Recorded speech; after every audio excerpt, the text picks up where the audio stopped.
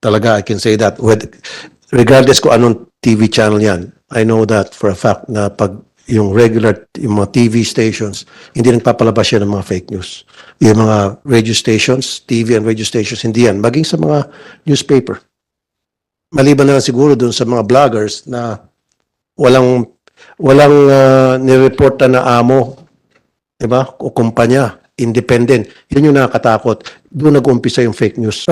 Mr. Chair, having been a member of the media before I became senator for more than 2 decades, nakikita ko po yung kadalasang problema na encounter ng mga taga-media, especially mga reporter and cameraman, lalo pa kung sila po ay talent, because never po ako naging regular, ako po ay palaging talent, at accepted ko po yun. Masaya naman po ako sa naging trabaho ko as talent sa iba't ibang radio stations and print media. Ang napapansin ko lang po talaga yung bang palagi yung pag-talent ka, dehado ka pagdating sa benefits, pag nagkasakit ka, hindi mo alam kung saan mo kukunin yung panggastos para sa hospital bill. Pag may nangyari sa member ng family mo, kailangan mo ng pandibing, hindi mo alam kung saan manggagaling yan. And anytime pwede kang tanggalin kasi nga wala kang security of tenure dahil talent ka. So siguro it's about time na alisin ang contractualization sa media. Siguro gawin na ng talent lahat ng mga reporter at saka mga cameraman. Kasi napakahalaga po ang ginagampan ng papel ng mga reporter at cameraman. Sila po ang nagdadala ng balita sa ating mga tahanan. They are the one that educate us kung ano po yung nangyari sa ating bansa. They play a very important, crucial role, yung cameraman at reporter. And yet, pagdating naman sa benefits at sweldo, of course, I'm talking about talents, sila po ay nadidihado. Pag regular, okay lang. Pag talent, dihado sila. I remember several times, may mga kasama ako sa TV5 na nagkasakit, kulang sila sa benefits, sa akin lumapit. And of course, I'm very proud and happy sa kanilang tiwala. Ako nilapitan. And that not only applies dun sa mga kasamahan ko sa TV5, maging sa mga ibang nag-work sa ibang stations, na kapag meron silang kailangan, especially sa pag nagkasakit, kulang yung benefits na tatanggap. And I've been saying this all along. Ang masakit nito, Mr. Chair, ang nangyari kapag merong isang taga-media nagkasakit yung kanyang kamag-anak at nalaman po ng mga politiko, yung mga politiko mag-o-offer na tutulong doon sa taga-media na yon. So, what happens then after that? Of course, itong taga-media, indebted na po siya doon sa politiko na tumulong sa kanya. One way or the other, medyo magiging bias ng kanyang reporting, especially kung concerning dito sa politiko na tumulong sa kanya. That's why kailangan po talaga mabigyan ng full benefits at magandang salary ang mga taga-media nang sa gayon magiging balanse palagi ang kanilang pag-uulat ng mga balita. Salamat po, Mr. Chair. Thank you, Senator Raffy. Yes, you're raising your hand. Mr. Chair, may isa pa po kaming concern. Yun nga po, hindi ko narinig yung nabanggit na bilang ni Attorney Cherry. Pero yung concern kasi namin, yung bilang ng unionized na empleyado, sobrang baba po compare doon sa kabuuan nung manggagawa. Yun nga po, hindi ko alam kung ilan yung nabanggit ni Attorney Cherry, pero sa kasalukuyang bilang namin po sa ABS-CBN po ay nasa 120 plus lang po kami. Yun lang po yung kasapi sa Union. Kanina po may nagbanggit na tatlong klase lang yung klase ng manggagawa, supervisory, rank and file at yung managerial. So, paano po nangyari na gano'n na sobrang liit nung porsyento nung union sa ABS-CBN? May want to respond? Mr. Chair, as of this moment, I have no data on the number of union workers, but according to Mr. Villanueva. However, the data, but that you requested, number of our regular employees, including probationary, project, and project employees, includes already the number of union members, which are all regular employees. Okay, my next question is addressed to all the three networks present here. Meron bang TV4, PTB4 dito, at saka IBC13? Wala. Ano bali na? Wala naman yata nanonood dun. Mr. Chair, pwede makasingit ulit? Yeah. Siguro, isa pang dapat i-require natin or we have to come up with legislation pertaining to this, maybe. Kapag nalalibel ang isang taga-media, special sa print, kapag hindi po sinama yung editor, hindi sinama yung publisher, that reporter or that columnist, he or she is on his own or her own. Hindi sila binibigyan ng legal assistance. So, dapat lahat ng member ng media, kung saan sila nag-work, kung saan network, dapat full support yung network. Dapat full support yung publisher. Kasi I have that experience before na nilaglag ako kasi hindi dinimanda yung hindi kasama sa demanda yung publisher, hindi kasama sa demanda ng editor, ikaw lang dinimanda, so bahala ka sa abogado mo. So may mga ganong situation. Siguro, before I ask my next question, the three giant networks may comment on what TV Senator Rafi- and sa print yun, Mr. Chair. So dapat i-require na natin, pag talent ka at kapag dinimanda ka, dinimanda yung talent na yon, whether yung talent lang mismo dinimanda, dapat bigyan ng abogado, bigyan ng legal assistance. Do you practice that? Mr. Chair, just to respond to the good senator and to the chair, for GMA Network, I can say because I'm head of litigation, I'm assistant vice president for litigation, that all instance of libel involving GMA personnel, we provide counsel, not just in-house, but we also have our external counsel here with us. And there's never a case at least for GMA, where a libel case, someone who was been libeled was left fending for himself. At least for GMA, we can say that. Ano yung pinakamabigat na kaso na hinawakan ninyo, aside from libel?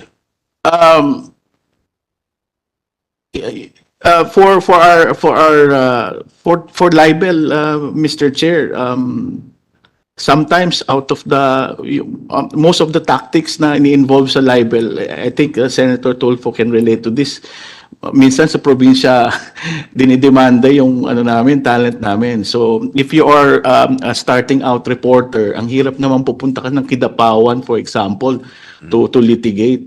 So, perhaps that could be an area where, we can look into probably changes in the libel law, yung venue, kasi that's one way of harassing a media personnel, especially now that a media report is seen on the internet. So one common strategy is for you to file a case very far so that yung pobreng reporter will have to travel. What he's referring to, Mr. Chair, yeah, I've experienced that, na taga Manila, yung media man based siya dito sa Manila, yung kanyang TV network or yung kanyang newspaper, and then yung magdidemanda sa kanya, didemanda siya Tawi-Tawi, sa Hulo, kung saan-saang lugar na lupalop malalayo. At mahirapan siyempre yung pobreng reporter na pumunta doon, then nawawaran siya. Yun hanggang sa makulong. Why is that so? Bakit sa malalayong lugar dinidemanda? Mr. Chair. Tiga dun yung Yeah, unfortunately, Mr. Chair, the venue for criminal action for libel is kung saan nabasa o yung report. So, while it is logical for them to file it here in Metro Manila, of course, mas madaling maiharas ang media kung kakasuhan mo siya sa malayong lugar. Go, Mr. Chair, it's about time that we have to revisit that law and probably change it para naman maging fair hindi lang sa mga taga-media, kung hindi sa lahat, even sa mga vloggers, para masiguro na hindi magiging harassment yung pagpapile ng libel or any case for that matter laban doon sa kinakasuhan. Kasi mahirap naman, papailang ka sa napakalayong lugar at ang masaklap pa niyan, there were instances na hindi alam nung pinailan na meron pala siyang kaso kasi tawi-tawi nga ulo. And then magugulat na lang siya, may warrant na, huli na siya di sa Maynila. And that happened to several people that I know. So that has to be changed. Especially sa mga reporter, sa mga taga-media. ABS. Mr. Chair, for ABS-CBN, the company supports and helps in the defense of the Do you anyone. provide legal counsel Yes, Your Honor. to those involved with Yes, libel Mr. cases?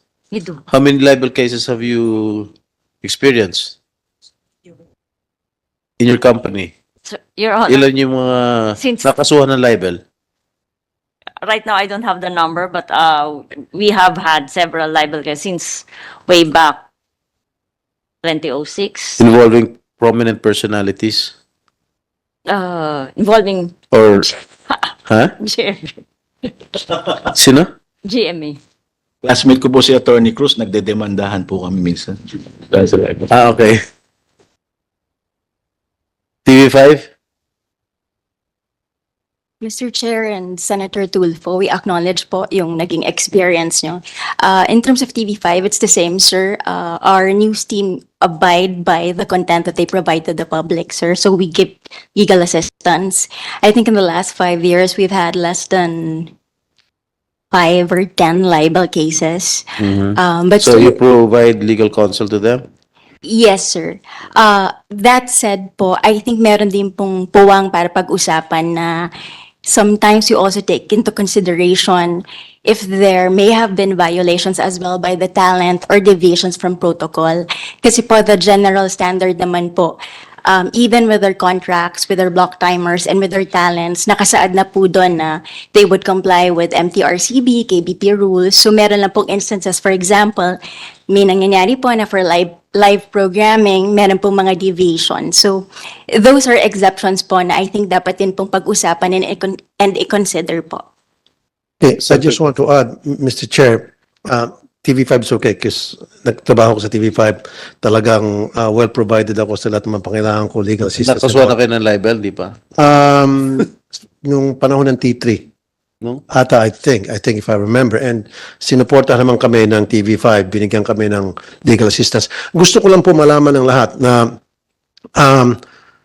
sa mga TV network at sa mga newspaper, maraming dinadaanan yan bago lumabas before it's off print or broadcast.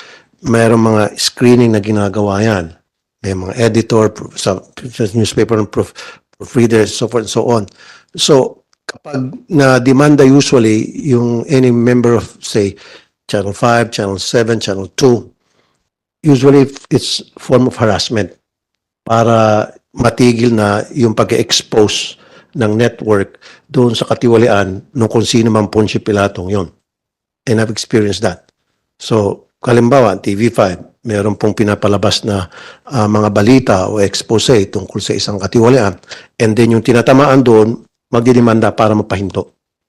Although TV5 is saying lahat ng sinasabi doon sa report ay tama, kaya lang yung nasasaktan, magdidemanda. Kasi ang kakaibahan po kasi sa mga TV network sa mga newspaper kumpara doon sa mga independent blogger, may accountability kasi ang mga reporter, mga cameraman, anchor, pag nasa TV station sa traditional. Unlike sa mga independent blogger, walang nagpupulis sa kanila Walang accountability. So, pwede silang magbitaw ng salita kahit anong salita ang gusto nila because wala nag-check and balance. Unlike sa mga TV networks, sa mga newspaper, of course, sa radio station. Yan yung po na-experience ko.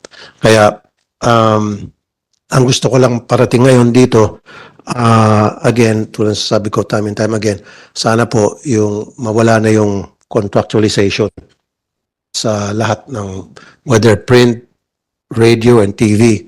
Sana maging regular na lahat at magkaroon ng full benefits at yung salary sana at par with the industry. Kung ano yung magandang kalakaran. Wala na sana yung mga below minimum kasi alam ko, especially sa print, wala namang print dito, ano? Sana meron tayong inimbita mga taga-print. We have representatives from the Dapat meron From din print? tayong taga-print. Dyaryo? Wala. Meron din kasi sa mga taga-print. Okay. I think during the last hearing, they were present here. But they did not attend today's hearing. Maybe we can call them back on the next hearing. Yun lang po. Kasi galing din ako sa media, so alam ko yung hinaing, yung problema na naramdaman ng mga taga-media because nagtrabaho po ako sa print, nakapagtrabaho ko sa radio, and TV, lahat yan, dinaanan ko yan. So alam ko yung problema naranasan nila. So sana magtulungan tayo ngayon. Nandito na po ako sa Senado. Of course, yung karanasan ko noon bilang media man, mailalabas ko na rito at para masuportahan naman yung mga taga-media natin. Like I said earlier, napakahalaga po ang papel na ginagampanan ng mga taga-media dahil sila po ang nag-educate sa atin kung ano talagang tunay na nangyari sa ating bansa. Kung ano yung mga dapat malaman ng taong bayan, whether that's primetime news or any time of the day na news na galing po sa ating mga tawagin kong traditional media. Dahil walang fake news na lumalabas sa kanila. Talaga, I can say that. Regardless kung anong TV channel yan, I know that for a fact na pag yung regular, yung mga TV stations, hindi nagpapalabas yan ng mga fake news. Yung mga radio stations, TV and radio stations, hindi yan. Maging sa mga newspaper. Maliban na lang siguro dun sa mga vloggers na walang nireporta na amo, diba? O kumpanya, independent. Yan yung nakakatakot. Doon nag-umpisa yung fake news, Mr. Chair. Thank you. Okay, sa ABS, GMA, at TV5, in conjunction with what